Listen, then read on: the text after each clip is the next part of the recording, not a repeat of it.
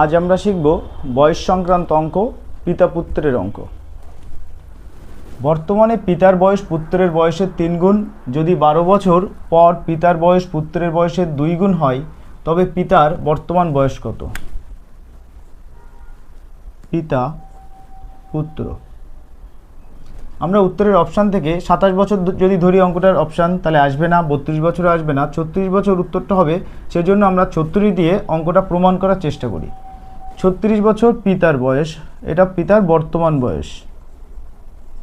তাহলে পিতার বয়স যদি 36 হয়, বর্তমানে পিতার বয়স পুত্রের বয়সের 3 গুণ। যেহেতু পুত্রের বয়সের 3 গুণ বলেছে, তাই পিতার বয়স থেকে পুত্রের বয়স বার করতে গেলে 36কে 3 দিয়ে ভাগ করব, অর্থাৎ পুত্রের বয়স 12 বছর। যদি 12 বছর পর, তাহলে 12 বছর পর পিতার বয়স 48,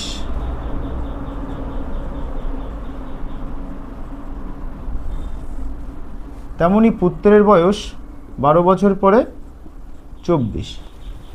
যদি 12 বছর পর পিতার বয়স পুত্রের বয়সের 2 গুণ, তাহলে পুত্রের বয়সের 2 গুণ।